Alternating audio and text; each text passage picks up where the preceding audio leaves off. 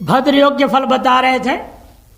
एक श्लोक हो गया था, शंकासि कुंजर गदा कुसुमेशु केतु चक्राब्जलांगल विचिन्हित पाणिपाद यात्रा गजेन्द्र मदवारी कृतार्द्र भूमि सकुंकुम प्रतिमगंध तनु सुघोष।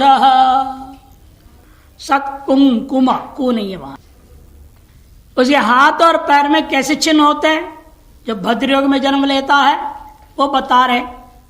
उत्पन्न व्यक्ति के हाथ और पैरों में ये सब दिखेंगे। शंख असी माने तलवार, शंख का चिन्ह बना रहेगा, तलवार बना रहेगा हाथ और पैर में।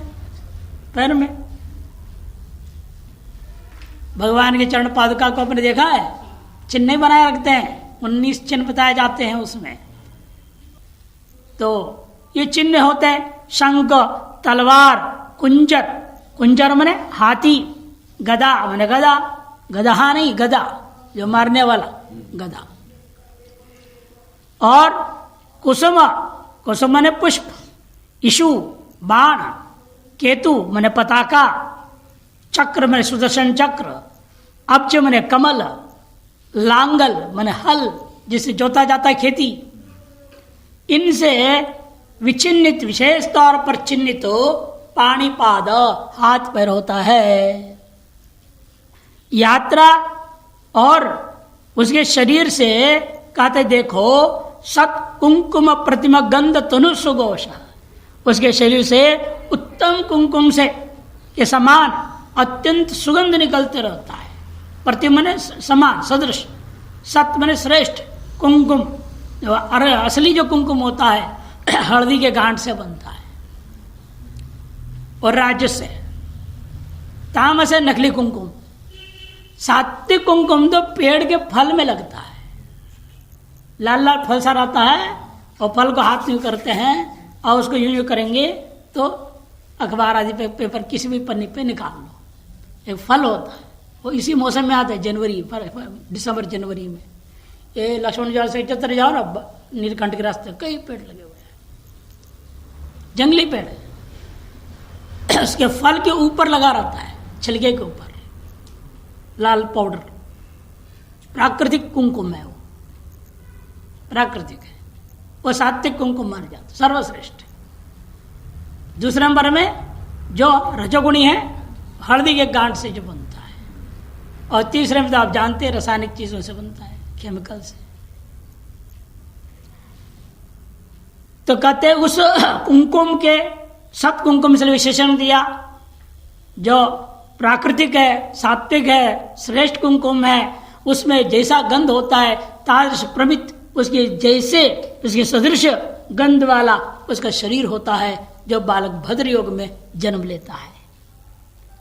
सुघोषः, और उसकी वाणी बहुत ही मधुर होगी।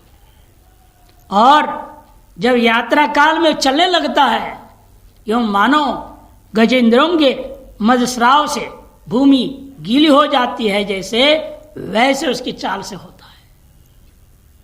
यात्रा काल में गजेंद्र मदवारी कृतार्द्र भूमि ही, गजेंद्र के मद जो सर से निकलता है ना, मद विशेष हाथी का, उसके जल नीचे टपकता है, उससे जैसा भूमि गीली हो जाती हो।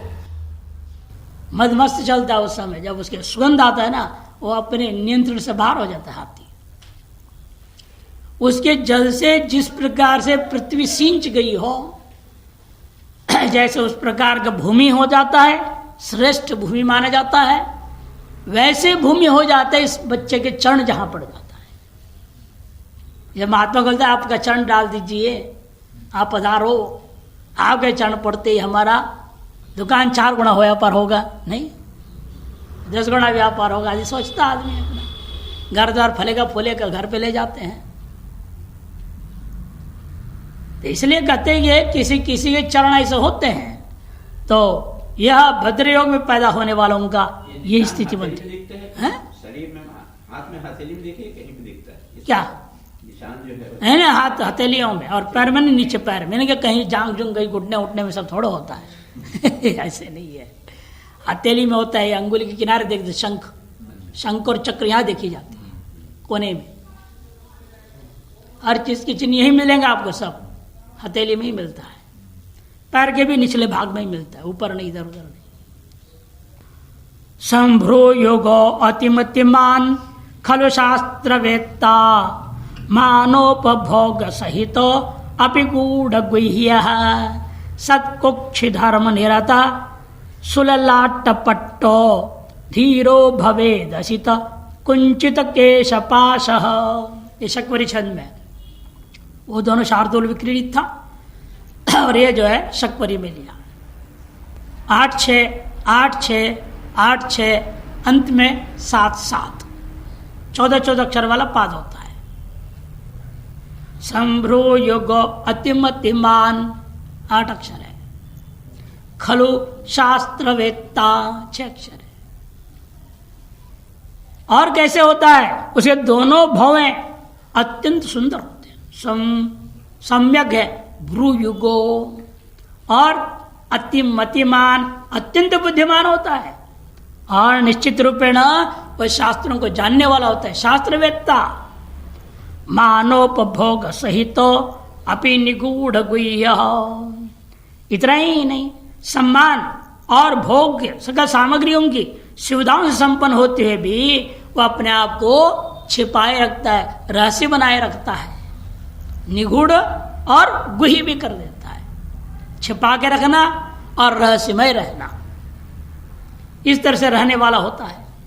सत्कुक्ष धर्म निरतः सुललाटपट्टो, और सुंदर कुक्षी धर्म निरतः, और उसके जो पार्श्व भाग है वह अत्यंत सुंदर होता है, सुडौल होता है। तो कुक्ष देश है, ये जो आकार है यहाँ का वह सुंदर लगेगा। सत्कुक्षी, और क्या है? धर्म निरतः, वह अत्यंत धार्मिक होगा, धर्म में संलग्न रहने वाला, और सुंदर ललाट वाला। सुललाट पट्टो, ललाट पट्ट इसको कहते हैं, ये भी बड़ा चौड़ा सुंदर होगा। एवं साथ साथ धीरो, धैर्यवान भवेद, और उसके बाल असित कुंचित केशपाश, काले काले काले घुंघराले बालों से युक्त वह भद्र में योग में पैदा होने पुरुष, स्त्री या पुरुष हो, उसका शरीर इस प्रकार का होता है। और भी दोष लोग भद्र के बारे में ये अनुष्टुप में ले रहे। स्वतंत्र सर्वकार्येषु स्वजनम प्रति न क्षमी भुज्यते विभवस्तस्य नित्यम मर्ते जन ही परैहि। भद्र योग में जो पुरुष जन्मता है उसके कैसा होता है? सभी कार्यों में, सर्व कार्येषु स्वतंत्र, सब कार्यों में स्वतंत्रता पूर्वक काम करने वाला होता है। स्वजनम प्रति न क्षमी, आत्मीय जनों को कभी क्षमा नहीं करता है। स्वजनों से गलतियां कुछ हो जाए उसको कभी क्षमा नहीं करता हो। स्वजनम प्रति न क्षमी भुज्यते विभवः, लेकिन परंतु अन्य जितने भी धन आदि है उनके बड़े इच्छुक लोग भी जो होते हैं, अर्तिजनैर परेर भी नित्यम एव तस्य विभव भुज्यते। अन्य जो लोग हैं जो धन के इच्छुक, अर्तिजन माने धन के इच्छुक लोग, पर ही अन्य ही, वो लोग भी उसकी संपत्ति का उपभोग कर लेंगे। यानी अपने बच्चे आज जो गलत हैं उनको क्षमा भी नहीं करेगा, उनको भोग नहीं देगा, उनका ऐश्वर्य नहीं देगा, दूसरों को भले बांट देगा, अपने बेटे को नहीं देगा।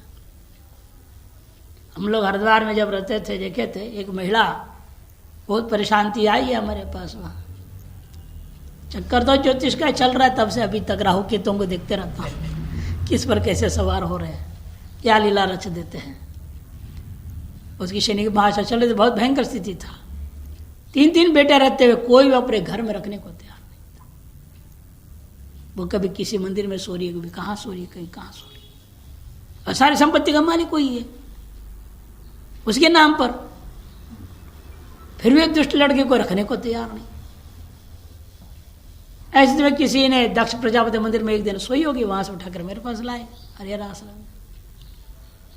मैंने कुछ नहीं, एक एप्लीकेशन लिख दो और तीनों बेटों को बेदखल कर दो सर्व संपत्ति से, अखबार में छाप देंगे, करना कुछ नहीं, इतनी बहुत है। तो अच्छा तो कहाँ देना पड़ता है? अरे कुछ नहीं, एप्लीकेशन मेरे को दे दो। हाँ दोगे इधर उधर अधिकारी के पास, कोई एक्शन ले ले तो मुश्किल हो जाएगा, इसलिए हमारे पास दे दो। हमने लिखवाया, हस्ताक्षर करा दी, 2-4 अखबार वालों को बुलाया, मैंने कहा छाप दे भाई, युक्ति से मुक्ति। जैसे छप गया, हल्ला मच गया शहर में पूरे हरिद्वार में। ये जो बड़े बड़े व्यापारी थे, बड़े पैसे वाले थे, अरे तीनों को बेदखल दिए गए, दखल कर दिया माँ ने। अब तो इनकी संपत्ति गई, दुकान गया, हल्ला मच गया मार्केट में। अब वो ढूंढने लगे माँ कहाँ है, माँ कहाँ है, परेशान हो रहे, ढूंढो माँ को।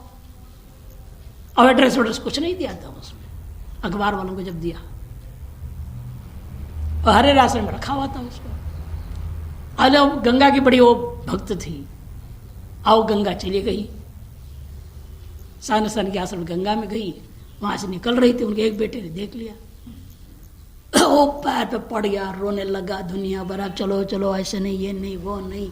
अब तीनों बेटे सर पर रख लिया माँ को, हमारे यहाँ रहोगी 2 दिन, वहां रहेगी 2 दिन, वहां रहेगी, सारी सुविधा सेवा होने लगी खूब अच्छी तरह से।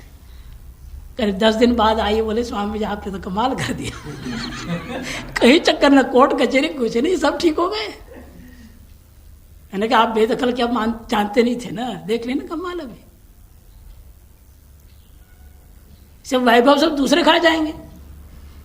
मैंने ये करो, सारे में मत दो किसी को भी, तुम दूसरे को दे दो, ये नालायक है। बेदखल पे सब अकल सही हो गया। तो इसीलिए युक्ति से मुक्ति करनी पड़ती है। इन ऐसे भी होते हैं जो वही बता रहे, उसके धन दौलत दूसरे खा रहे हैं, इन अपने स्वजनों पे वो क्षमा भी नहीं करता, उन्हें कुछ नहीं देता है। भारम तुलायाम तुलयेत प्रयत्नैः श्रीकाण्यकुब्जाधिपतिर्भवेत् सः भद्रोद्भव पुत्र कलत्र सौख्य जीवेन्द्रपालः शरदामशीतिम्। जीवेत नृपाल होना चाहिए, वह है क्या? जो भी है पाला बनाओ उसका।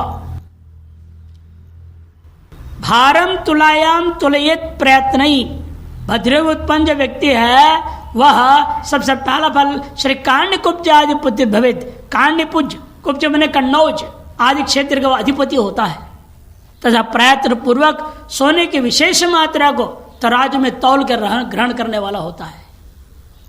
तुलायाम मने तराजू, तुलयेत स्वप्रयत्नी भारम, भार मने भार का तात्पर्य सोना, सोने के एक नाम विशेष का नाम भार है, इसे तोला वगैरह होता है भार बोलते हैं। उतने सोने को मैंने अधिक सोने को नाप के तराजू में नापने वाला और ग्रहण करने वाला होता है। जीवेत नृपाल, और वह शरदा नहीं पुत्र कलत्र सौख्य, पुत्र एवं कलत्र में स्त्री के सुखों से संपन्न रहता है। और ऐसे उस राजा की आयु कुल मिला के कम से कम 80 हुआ करता है। 80 शरदाम आयु। जीवित मैंने उसका जो आयु है, जिंदा रहेगा 80 साल तक कम से कम जिएगा। ये भद्रा का फल हो गया। भद्रा भद्रयोग, भद्रयोग का मतलब हो गया बुध को लेकर के जो रहेगा अपना स्वराशि में उच्च राशि में 3 और 6। पहले था मंगल को लेकर के रुचक योग। रुचक योग क्या था? 1 और 8 उसकी अपनी राशि, और केंद्र में मकर को लिया था। 1, 8, 10 लिया था, 3 और 6 का हो गया। और अब आ रहा है यहाँ गुरु का, जो महापंचक योग में गुरु क्या होता है? 9 और 12 अपनी राशि उच्च राशि, और केंद्र हो गया उसके लिए कर्क 4। 9, 12, 4 में गुरु हो तो बनता है हंस योग। उस हंस योग का फल बताने जा रहे हैं। रक्तास्योन्नत नासिका सुचरणो हंस प्रसन्नेन्द्रियो गौर पीन कपाल रक्त करजो हंसस्वन श्लैष्मिकः शंकाब्जांकुश मत्स्यदामयुगकैः खट्वांगमाला घटैः चंचत्पादकरस्थलो मधुनिभे नेत्रे सुवृत्तं शिरः। हंस योग का फल बता रहे, देखिए उत्पन्न जो व्यक्ति होता है वो कैसे होता है, कहते रक्तास्य लालिमा युक्त चारा, तांबे का जैसे चारा लाल लाल लाल चमकते रहेगा, और उन्नत नासिका, ऊपर उठा हुआ नासिका, नासिका यूं ऊपर की उठा हुआ है, अधिकतर लोगों के नीचे हो जाए, किसी का बिल्कुल ही होता है तोता का जैसे, इसलिए ऊपर उठा हुआ है। उन्नत नासिका, सुचरण, सुंदर चरण होते हैं। हंस प्रसन्नेन्द्रिय, हंस के समान प्रफुल्लित प्रसन्न चित्त इंद्रियों वाला होता है। गौरह, शेष शरीर गौर वर्ण है, पहले चेहरे पे लालिमा है, पूरा शरीर गोरा गोरा है। और पीन कपाल, विस्तीर्ण ललाट वाला। रक्त कर, जो लाल रंग की अंगुलियां, अंगुलियों में खून की प्रवाह अधिक है, लाल लाल सा होता है, इसीलिए खून की कमी नहीं इसके पास। चेहरे में देखो अंगुलियों में सब लाल लाल। हंस स्वना, हंस के समान वाणी भी, किंतु कफ प्रधान प्रकृति वाला होगा, खांसी जुकाम होते रहेगा उसको। श्लैष्मिक माने कफ रोग से युक्त रहेगा। और हाथ पैर आदि में चिन्ह क्या क्या होंगे, शंख, अब मैंने कमल, अंकुश, मत्स्य मैंने अंकुश मैंने अंकुश, मत्स्य मैंने मछली, दाम मैंने रस्सी युग कही, मत्स्य दाम मैंने रस्सी, युगल वीणा, खटवा, और खटवांग भी है, खटवांग, माला, माला एवं घटई, घड़ा, कुंभ, कुंभाकार चिन्ह बना रहेगा उसका। नहीं घटा, घड़ा, कलश। चंचत्पादक रसतलो मधुनिभय, और कहते हैं इन चिन्हों से सुशोभित होता है उसका हाथ और पैर। पाद करस्थलो, इनसे चंचत, इन चिन्हों से चिन्हित होता हुआ चमकता हुआ रहेगा। मधुनिभे, मधु के समान, और उसके आंखें, नेत्रे मधु, शहद के रंग के समान रंग वाला उसके आंखें होते हैं। और सुवृत्तं शिरः, सिर गोलाकार, लोग कहते चंद्रमुखी से चारा पूरा गोलाकार सिर पूरा रहेगा, वाकई में गोल रहेगा। 1219 शार्दुल विक्रीडित छंद था, और अब आए फिर इंद्र वज्रा 11 अक्षर वाला छंद। जलाशय प्रीतिरतीव कामी नयाति तृप्तिं वनिता सुनूनम औक्ष्यं रसाष्टांगुल सम्मितंतात तनोस्तथा आयुमितिरत्र षष्ठी। जलाशय में प्रीति रतीव भवति, जलाशयों में अधिक आनंद लेने वाला होता है, अनुभव करने वाला होता है। नदियों में तैरेगा, तालाबों में तैरेगा, कूदेगा, मजे लेगा पानी में। अत्यधिक कामी होता है, अतीव कामी, पानी का प्रेमी हो, पानी में मछलियों जैसे वो भी कामी हो जाता है, अतीव कामी। दुनिया में सबसे कामुक जंतु कौन है? माना जाता है मछली। बहुत अंडे देता है, एक साथ हजार इकट्ठे देते, पता ही नहीं चलता, ठिकाना नहीं, निरंतर भोग चलता उनका। तो इसलिए अत्यधिक कामी होता है। और नयाति तृप्तिम, यहाँ थोड़ा गलत छपे है शायद कुछ इसमें, अत्यधिकं कामी के बाद क्या है चिन्ह हिंदी में? हाँ, कॉमा होना चाहिए ना यहाँ, अत्यधिक कामी है वो। नयाति तृप्तिम वनिता सुनूनम, निश्चित रूप से स्त्रियों से कभी भी वह तृप्त न होने वाला व्यक्ति होता है। औच्यम कह दिया, उसकी ऊंचाई कितनी होगी? रसाष्ट, रसवने 6, अष्टवने 8, 86 अंगुल ऊंची शरीर होगी। 86 अंगुल, अधिकतर 60 अंगुल मानते हैं, ज्यादा लंबा रहता है, 1 फुट ज्यादा है। 12 अंगुल 1 फुट अंदाज मान के चलते हैं। दुबले पतले का नहीं, बढ़िया हृष्ट पुष्ट वाला, अंगुली मोटे मोटे होते हैं ना उसके, 1-1 इंच के जैसे वो, इसलिए 12 अंगुल 1 फुट मानते हैं। अब ये 7 फुट से ऊपर हो गया, 86 अंगुल, मैंने 6.5-7 फुट का मान। और ऊंची शरीर वाला होगा, रसाष्टांगुल संमितम औच्यम, मैंने ऊंचाई जो है 86 अंगुल से के बराबर होता है, समझो। तत्तनोह, क्या होता है वो उतना ऊंचा, उसका जो शरीर। तथा आयुर मिथि, आयु के जो नाप है कितनी है वो, 60 रत्र। इस व्यक्ति के विषय में 60 साल अधिकतम आयु होगा, या न्यूनतम समझो। यह भी उच्च पदों में बैठने वाला बनता है। देखो, बालिक देशाधर शूरसेन गांधर्व गंगा यमुनांतरालान भुक्त्वा वनांते निधनम प्रयाति हंसोय मुक्तो मुनि भी प्रमाणे। ओकार मात्र शब्द कट गया, हंसों का। बालिक देश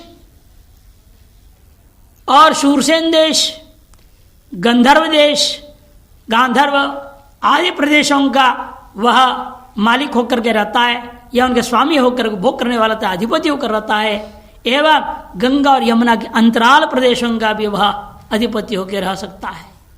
इन सबको भोग करने वाला होगा, और सबको विभिन्न पदों में रहकर भोग करने के बाद भुक्त्वा वनांते निधनम प्रयाति, इनसे निवास करने वाला अथवा इन स्थानों का अधिपति आदि होकर के भोग करने के पश्चात वह हंस पुरुष का घोर वन में निधन हो जाता है। हंस योग में पैदा हुआ मनुष्य सब कुछ छोड़ छाड़ के जंगल चला जाता है, और जंगल में उसका अंतिम समाप्ति होती है, संस्कार समाप्त होगा, मर जाएगा वहां पर। हंसो अयम मुक्तो, इसलिए उसको कहा भी है वो हंस के समान ही होता है, निर्लिप्त रहता है, किसी से भी निर्लिप्त नहीं, विवेक पूरा है। विवेक यही है ना, जब पता है संसार क्या है। जब तक अधिकार था तब तक अधिकार इस्तेमाल की, जब रिटायर्ड हो गया, सेवानिवृत्त हो गया, तो सब छोड़ के जंगल चल गया भजन करने के लिए। ये नहीं कि वहीं पढ़ा रहेगा नाते पोते के चक्कर में, उनके भी बच्चों के चक्कर में मरण पर्यंत घर में सड़ते रहते हैं आजकल के लोग, वैसे नहीं, जंगल चला जाएगा, वहीं अपना शरीर को त्याग देगा। इसलिए हंसो अयम मुक्तो, ऐसे व्यक्ति को ही जो है मुनियों के द्वारा, मुनि भी प्रमाणी, मुनि वचन रूपी प्रमाण के द्वारा यह कहा गया है, निश्चित रूप में व्यक्ति महान विवेकी है। और महान विवेकी से भी परम विवेकी परमहंस हो जाता है। आजकल सब परमहंस दीक्षा ले लेते हैं, परमहंस कोई होता नहीं है, हंस भी नहीं है, परमहंस क्या होंगे। अब हो गया आपके हंस योग का फल। अब शुरू होता है मालव्य योग का फल। ये शुक्र राशि, शुक्र ग्रह का है, जिसकी अपनी राशि है 2 और 7, और केंद्र उसका मेष बताया था, मेष रूपी केंद्र। इन 3 स्थान में रह करके जो योग बनता है उसका नाम था जो है मालव्य योग। उसका फल बताने जा रहे हैं। अस्थूलौष्टोप्य विषम वपुर नैव रक्तांग संधिर मध्ये क्षाम शशिधर रुचिर हस्तिनास सुगंध सद्दीप्ताक्ष समिति विदितो जानुदेशाप्त पाणिर मालव्योऽयं विलसति नृपः सप्ततिर्वत्सराणाम। 10 और 7 17 अक्षर वाला यह जो है छंद है, प्रत्येक पास 17 अक्षर है, 10 और 7 विभाग में पाठ करना है। मालव योग उत्पन्न जो व्यक्ति है वो कैसा होता है, अस्थूलोष्ठो, उसके होंठ अस्थूल में स्थूल नहीं होते, मैंने पतले पतले होते। अफ्रीका के लोगों के क्या होते हैं, होंठ मोटे मोटे होते नहीं, चिंपांजियों के जो होंठ जैसे। और ये भारतीय जैसा लगता है, भारतीय में पैदा होगा, दुबले पतले होंठ होंगे। यहाँ भी लोग ऐसे बड़े मोटे होंठ वाले भी पैदा होते हैं। ये अस्थूल बने अत्यंत पतला सामान्य होंठ वाला होगा। अविषय वपुर, अविषम वपुर। और वपु मने शरीर, वो भी कैसा है? अविषम, टेढ़ा मेढ़ा नहीं है, सम है, बड़ा सुंदर सुडौल शरीर है।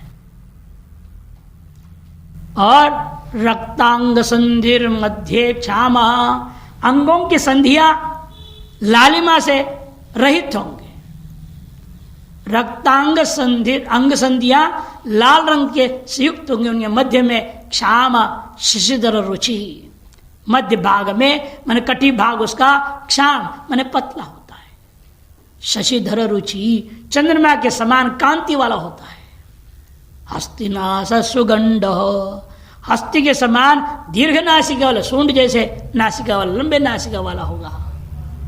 और गंड कैसा है? सुगंड, सुंदर कपोल वाला होगा। सदीप्ताक्ष, सुंदर जो है तीक्ष्ण आंखों वाला होगा।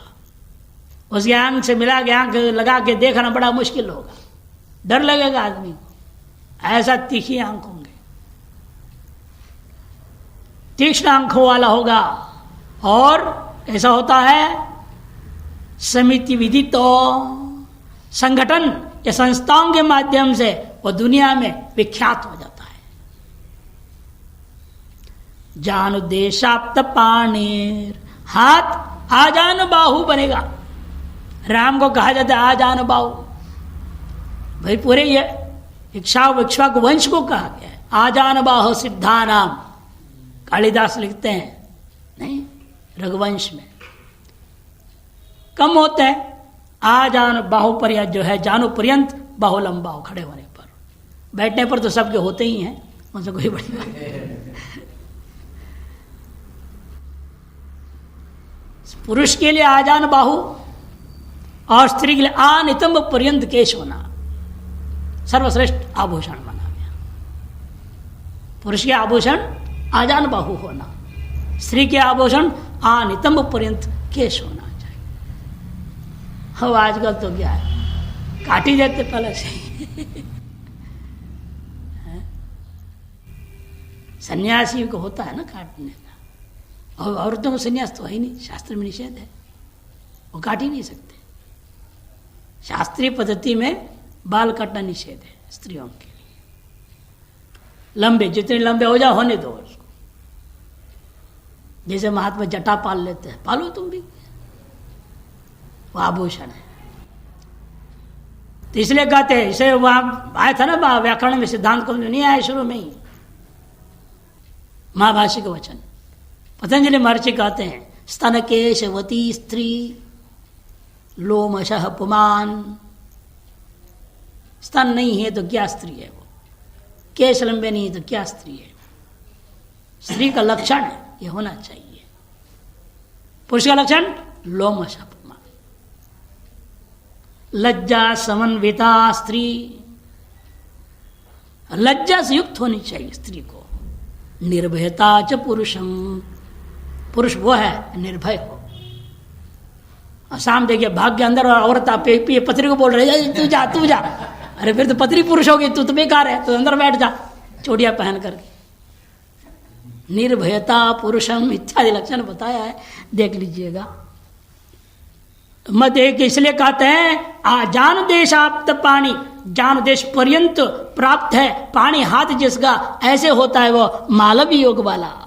पाणिर ना रेफ आगे दिख रहा है माँ के ऊपर, मालव्योयम विलसति नृपः। और यह भी कहीं ना कहीं राजा के समान मजे में रहने वाला होता है। और इसकी आयु सप्ततिर वत्सराणाम, 70 साल आयु वाला यह लगभग हुआ करता है। वक्त्रम त्रयोदशमितांगुलमस्य दीर्घम तिर्यग्दशांगुलमितं श्रवणांतरालम मालव्य संजय नृपति ससुतो भुनक्ति लाटा मालव ससिंधु सुपारियात्रान। शक्वरी छंद है। वक्त्रम त्रयोदशमितांगुल मत्स्य दीर्घम, इसका चेहरा 13 अंगुल लंबा होगा। 13 अंगुल लंबा चौड़ा है तो कम से कम 9 अंगुल होगा, है ना। इसकी जो बनावट होता है जितना लंबा होगा उसका 2/3 से चौड़ा होनी चाहिए, उससे ज्यादा नहीं है, उससे कम भी ठीक नहीं होता। अपनी लंबाई नाप लो और यहाँ की लंबाई नाप लो कितनी चौड़ाई है, पता लग जाएगा आप कितने विकृत हैं, सम है कि विषम है चेहरा, अपने अपने नाप लेना। और कैसा होता है उसकी सौंदर्य के बारे वर्णन कर रहे हैं, जो मालवीय योग में पैदा होता है। त्रयोदश मितांगुलमस्य दीर्घम वक्त्रम, 13 अंगुलों से नपा हुआ लंबा चौड़ाई जो उसके चेहरा लंबा दीर्घम भवती। तिर्यक दशांगुल मितम, देखो चौड़ाई में कितना चाहिए 10 अंगुल, 13 इधर 10, उससे ज्यादा नहीं होनी चाहिए। श्रवणांतरालम, और श्रवण के अंतराल, श्रवणांतरालम कानों के मध्य का जो तिर्यक अंतर है वह 10 अंगों से ज्यादा नहीं होनी चाहिए। मैंने यहां से नापिए, यहां से यहां नापिए, ये 10 अंगों से ज्यादा नहीं होनी चाहिए। मैंने पूरे ललाट का आदि अंत पूरे लेनी है, और लंबाई 13 अंगुल। मालव्य संज नृपति ससुतो भुनक्ति, और मालव्य संजक, ये जो संज्ञा वाले इस योग में जो पैदा होता है वह मनुष्य भी नृपति होता है, अपने पुत्र आदि सहित इस पृथ्वी को भोगने वाला होगा। किस क्षेत्र का वो राजा बनेगा, संभावना है लाटांश, लाठ देश, मालव देश, सिंधु देश और पारियात्र नामक देशों पर्यंत के देशों में शासन करके, प्रशासक होकर के भोगने वाला होता है। अब अंतिम योग आता पंचम शशक योग है, 10 और 11 उसकी अपनी राशि उच्च राशि है कि नहीं, और उसका केंद्र था त्रिकोणों 7 यानी तुला, यह बताया गया था। जब शनि इन जगहों में रहेगा तो होता है शशक योग। इन शशक योग का फल बता रहे हैं। 11 अक्षर का इंद्र वज्रा, यहां भी लघुर्द्विजास्यो अद्रिगत सकोप शटोति शूरो विजन प्रचार वनाद्रि दुर्गेशु नदीषु सक्ता प्रियातिथिर्नाति लघु प्रसिद्ध। शशक, शशक कहते वैसे खरगोश को, और नाम रख दे खरगोश योग, शशक योग। और इस योग में पैदा हुआ जो बच्चा है वो कैसा होता है व्यक्ति, वह उसके व्यक्ति के मुख एवं दांत छोटे होते हैं। लघुर द्विज आस्य, द्विज मने दांत, द्विज कहते हैं दांतों को, और आस्य मने मुख। ये कैसे होते हैं, लघु छोटे होते हैं, छोटा मुख है, दांत भी छोटे छोटे हैं। और अद्रिगता सकोप, और पर्वत में निवास करने वाला होता है। महान क्रोधी भी होगा, शठ होगा, इसको संभालने वाला ही नहीं। इसे छठे शाट्यम समाचरित न्याय दे दिया। और अत्यंत बलवान है, अतिशूरो, अत्यंत बलवान। विजन प्रचार, निर्जन स्थानों में भ्रमण करने के स्वभाव वाला होता है। वनाद्रि दुर्गेषु नदीषु सक्ता, वन पर्वत नदी और किला इन जगहों में अधिक रुचि रखने वाला होता है। प्रियातिथिर नाति लघु प्रसिद्ध, अतिथियों का प्रेमी होता है। और अति लघु भी नहीं है, अति दीर्घ भी नहीं है, मत अर्थात मध्यम कद वाला होगा, 5 फुट वाला होगा। 6 साढ़े 6 अति दीर्घ हो गया, अति लघु पौना 4 फुट 4.5 फुट का, उसे कम वाला। अरे 5 साढ़े 5 वाला बनेगा, मध्यम जो है ऊंचाई वाला होता है। नाति लघु प्रसिद्ध, और दुनिया में वह विख्यात भी हो जाता है, प्रसिद्धि को प्राप्त करता है। अत्यष्टि छंद पुनः आ गया, यह है अत्यष्टि, ये मंदाक्रांता नाम का छंद है। ये 10 और 7।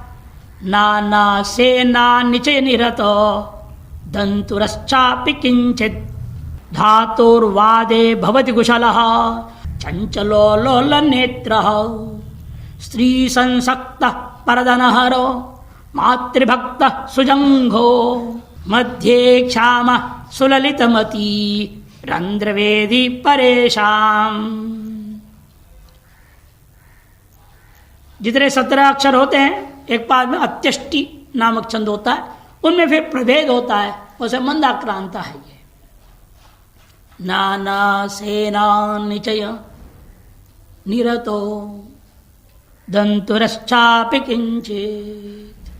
ये शशक योग में उत्पन्न होने वाला का स्वभाव होता है नाना प्रकार की सेना का समूह को संग्रह करने में तत्परता निरत रहता है।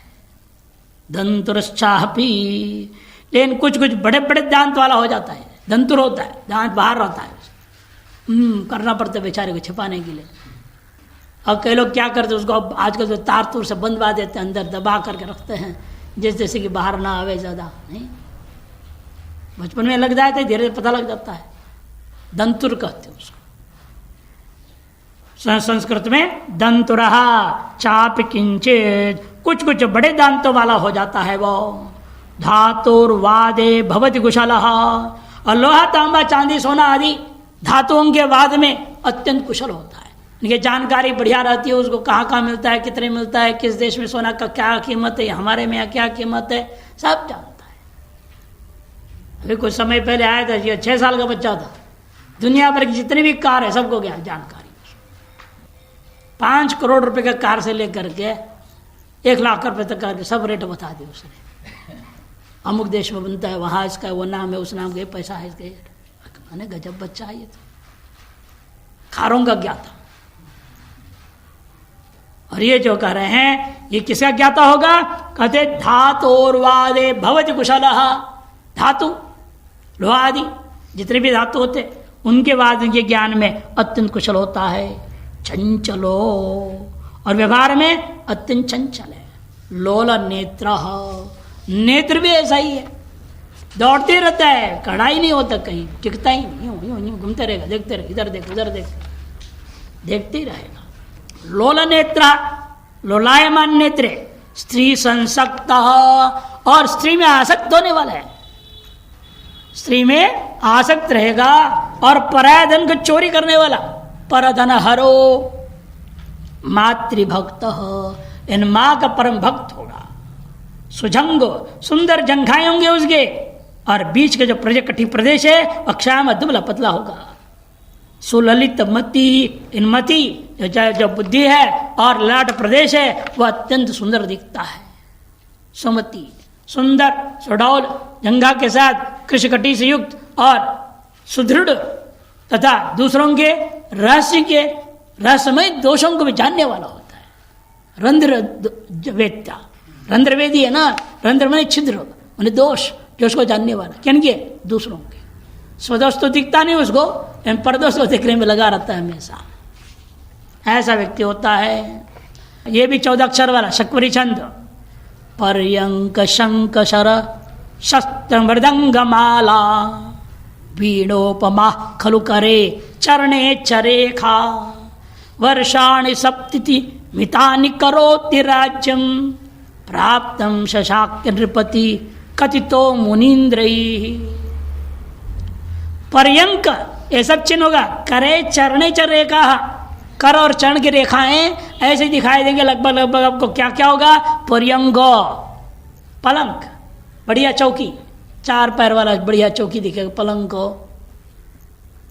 शंख, शर माने बाण, शस्त्र, शस्त्र और अस्त्र में फर्क होता है। शस्त्र वो होते जो हाथ में लेकर के मार काट किया जाता है, अस्त्र जो फेंक के होता है।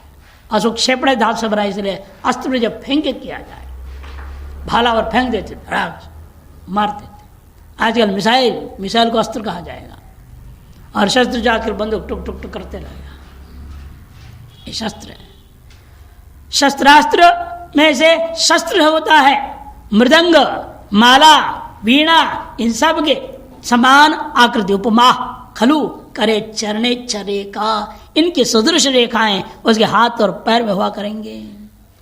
जिएगा कितना, सप्तति मितानि वर्षाणि करोति राज्यम, 70 साल तक जिएगा और राजपाठ में लगा रहेगा, कहीं ना कहीं उसको उच्च अधिकारी आदि पद मिलेगा, राज संभाल लेगा, प्रशासन करेगा। प्राप्तम शशाक्य नृपति कथितो मुनीन्द्रैः, मुनि श्रेष्ठों के द्वारा, श्रेष्ठ मुनियों के द्वारा इस प्रकार से शश नामक योग में पैदा होने वाला राजा के बारे में कहा गया है, प्राप्तम भवति। अब ये 5 जो महापुरुष योग बताया गया था, पंच महापुरुष योग, ये पंच महापुरुष योग का भंग कब होता है? आपको लगता है देखने में हाँ केंद्र में ये है, राशि में है, उच्च में है, ये है, सहलो त्वरो राजयोग हो गया। राजा बनना है ना, 5 में देखिए राजपद मिलेगा, अमुक अमुक क्षेत्र का बन जाएगा राजा। शनि में क्षेत्रों का नाम नहीं लिया, लेकिन कहा वो भी राजा बनेगा। कौन से क्षेत्र का नाम नहीं लिया, लेकिन बनेगा। ये सब राजयोगों के पंच महापुरुष योग हैं। लेकिन इनको देखते ही मात्र ये नहीं समझना कि यह राजयोग है, गजकेसरी योग है, अमुक योग है। लेकिन ये भी देखना ऐसे कोई ग्रह तो नहीं इस योगों को काट करते हैं। कब ये योग भंग होते हैं, किन से भंग होता है, वो बताने आरंभ कर रहे हैं। पंच महापुरुष योग के भंग होने वाला योगों को बता रहे। भंग योगा केंद्रोच्चगा यद्यपि भूसुताद्या मार्तंड शीतांशुयुता भवन्ति कुर्वन्ति नोर्वी पतिमात्म पाके यच्छन्ति ते केवल सत्फलानि। माना 11 अक्षर वाला इंद्र वज्राचंद। केंद्रोच्चगा यद्यपि भूसुताद्या, पूर्व में जैसे वर्णन किया था, भूसुत मने मंगल आदि, ये जो 5 ग्रह यद्यपि कहाँ है, केंद्र में है, उच्च राशि में है या स्वराशि में है। ये 3 बताया गया था, स्वराशि, उच्च राशि अथवा केंद्र। भले ही हो, यद्यपि भूसुताद्या मन मंगलादि ग्रह केंद्र उच्चगाः तथापि मार्तंड शीतांशुयुता भवन्ति। यदि मार्तंड मन सूर्य, शीतांश चंद्रमा, इनसे युक्त यदि हो जाए तो कुर्वन्ति नोर्वी पतिम आत्मपाके,